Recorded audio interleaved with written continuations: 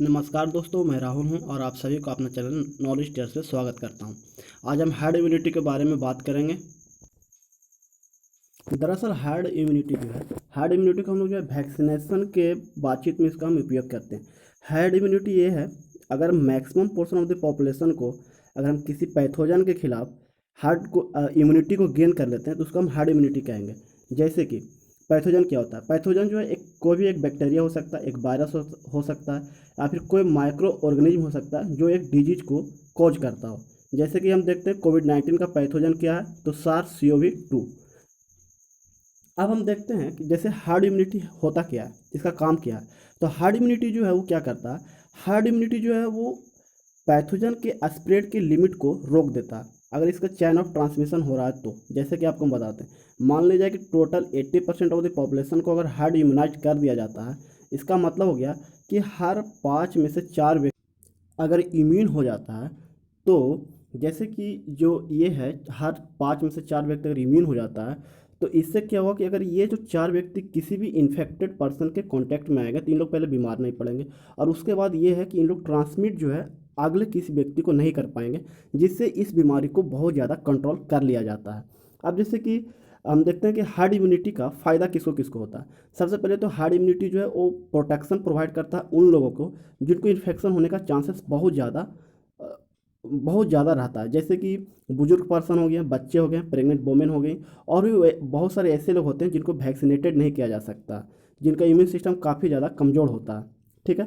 अब हम hard immunity को अचीव कैसे करेंगे? इसका दो प्रोसेस है, या तो हम वैक्सीनेशन करें या फिर बाई नेचर करें। ठीक है। तो अगर हम वैक्सीनेशन में देखते हैं तो इसमें बताया गया कि अगर significant portion of the population को अगर हम वैक्सीनेटेड कर देते हैं तो हार्ड इम्यूनिटी को अचीव किया जा सकता है। जैसे कि ईयरली एस्टिमेट इसमें कोरोना वायरस में ये लगाया जा रहा था कि अगर 70% पॉपुलेशन को अगर हम इम्यून कर देते हैं तो कोविड-19 का जो है हार्ड इम्यूनिटी को हम लोग गेन कर लेंगे। ठीक है। अब जो अगर हम देखते हैं हार्ड इम्यूनिटी के बारे में, तो ज़्यादातर बातचीत जो होती है वो तो वैक्सीनेशन के थ्रू, और कोरोना के केस में, मतलब कोविड-19 के केस में कोई भी वैक्सीन अभी तक डेवलप नहीं हुआ है। तो इस समय बात ये चल रहा था कि हार्ड इम्यूनिटी को हम लोग नेचुरली गेन कर लें। बहुत सारे कंट्री के जो पॉलिटिशियन थे, खास करके यूके के, स्विट्जरलैंड के, फिर इन द यूएस और इंडिया में भी कुछ डॉक्टर थे जिन्होंने नेचुरली हार्ड इम्यूनिटी गेन करने की बात को कह रहे थे। इससे अगर इसको हम देखते हैं तो इससे पहले इसको किया कैसे जाएगा, तो इस प्रोसेस में जो है बहुत सारे लोगों को नेचुरली जो है इस पैथोजन से इन्फेक्टेड करा दिया जाएगा। अगर इन्फेक्टेड कराया जाएगा तो इसका बहुत सारा रिस्क है। जैसे कि अभी तक इसका कोई वैक्सीन डेवलप नहीं हुआ है। अगर हम इस स्थिति में नेचुरल इम्यूनिटी को गेन करते हैं तो बहुत सारे मिलियंस ऑफ द पीपल का जाने जा सकती है। जैसे कि इसका जो फर्टिलिटी रेट है वो 5 से लेकर 7% तक है। अगर 1 करोड़ लोग को भी बाई नेचुरली अगर इससे इन्फेक्टेड करवाया जाता है तो उसका 5 से 7% आप निकाल सकते हैं कि कितने लोगों को यहाँ पर जाने जा सकती है। इसका दूसरा ये घाटा है कि इसमें हेल्थ सिस्टम बहुत ज़्यादा कोलैप्स कर जाएगी, जिससे हायर डेथ रेट्स और भी ज़्यादा बढ़ सकती है।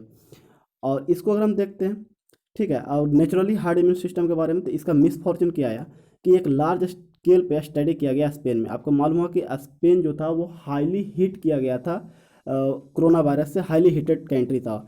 मतलब कि वहाँ का जो पॉपुलेशन है वो टोटल 4 करोड़ है, और जिसमें मतलब कि 3 लाख लोगों को कम से कम उससे इन्फेक्शन हो चुका है, और 28,000 के लगभग में लोगों की जानें भी जा चुकी है।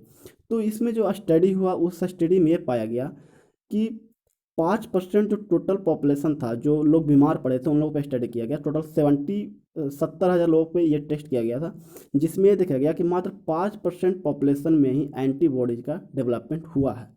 ये जो स्टडी था वो स्पेन का लीडिंग गवर्नमेंट रिसर्च और इपिडेमोलॉजिकल एजेंसी के द्वारा करवाया गया था। ठीक है। और ये जो स्टडी हुआ था इसमें 70,000 लोगों ने पार्टिसिपेट किया था, और इसका जो पब्लिश्ड है ये जो है लैंसेट मेडिकल जर्नल में किया गया था। लैंसेट मेडिकल जर्नल जो है पूरा दुनिया का ओल्डेस्ट और बेस्ट नॉन मेडिकल जर्नल है। इसमें जो इसको ये भी कहा जा रहा था कि ये दुनिया का सबसे बड़ा सीरोलॉजिकल स्टडी है कोविड-19 पे। सीरोलॉजिकल स्टडी क्या होता है? सीरोलॉजिकल स्टडी में यह होता है कि किसी भी एंटीबॉडीज के देखने के लिए आपका ब्लड को टेस्ट किया जाता है कि आप में उस बीमारी से लड़ने के लिए आप में के शरीर में एंटीबॉडीज डेवलप हुआ है कि नहीं हुआ है। ठीक है।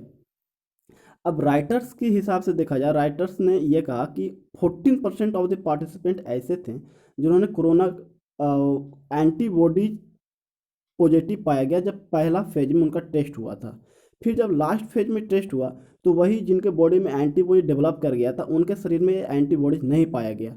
और ये ज़्यादातर उन लोगों में हुआ जिन लोगों में कोरोना वायरस का एक भी लक्षण नहीं दिखाई दिया था।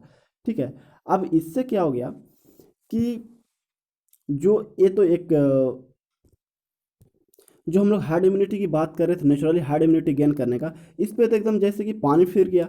अब जो लैंसेट का कमेंट्री राइटर्स है उन्होंने क्या कहा कि वायरस सर्कुलेशन ये बहुत तेज़ी से रिटर्न कर सकता है क्योंकि बहुत सारे लोगों में एंटीबॉडीज का डेवलप नहीं हो रहा है। ऐसा माना जाता था कि अगर किसी एक व्यक्ति को कोरोना वायरस हो जाता है तो अगला जो व्यक्ति वही जो व्यक्ति है उसको किसी और जब वो किसी और के कांटेक्ट में आएगा तो उससे वो बीमारी नहीं होगा। लेकिन जिस प्रकार से 14% ऑफ द पॉपुलेशन को ये देखा गया कि उनमें एंटीबॉडीज है ही नहीं, कुछ दिनों के बाद एंटीबॉडीज खत्म हो जाती है, तो इसका मतलब साफ है कि वही आदमी फिर से एक बार और बीमार पड़ सकता है जिसमें ये लक्षण नहीं दिखाई दे रहा था। अब इसमें जो लाइसेंस का कमेंट्री राइटर्स उन लोगों ने क्या कहा, उन लोगों ने कहा कि वायरस का सर्कुलेशन बहुत तेज़ी से रिटर्न कर सकता है अगर इसका सेकेंड वेव आया तो। अगर जो जिस तरीके से बहुत सारे मेजर्स लिए जा चुके हैं जैसे कि लॉकडाउन की प्रक्रिया है, सोशल डिस्टेंसिंग है, मास्क पहनना है, हाथ को सैनिटाइज करना है, इन सारी चीज़ों में अगर हम छूट देते चले जाएंगे तो ये वायरस फिर से वापस लौट सकता है और फिर से मतलब कि एक बहुत ही खतरनाक रूप ले सकता है। फिर इसमें बोला है कि अगर हम इस तरीक़ा से नेचुरल इन्फेक्शन से अगर हम हार्ड इम्यूनिटी गेन करने की कोशिश करेंगे तो ये हाईली अनइथिकल है और इससे हम अचीव भी नहीं कर सकते हैं। इसके बाद बोला कि हमको खुद को बचाना होगा और दूसरों को बचाना होगा, इससे बेहतर है कि हम अपनी जान खुद बचाएं और सोशल डिस्टेंसिंग का मेंटेन करें। अगर आपको मेरा ये वीडियो पसंद आता है तो आप हमारे चैनल को लाइक कर सकते हैं, सब्सक्राइब कर सकते हैं और वीडियो को शेयर कर सकते हैं। Thank you and have a nice day.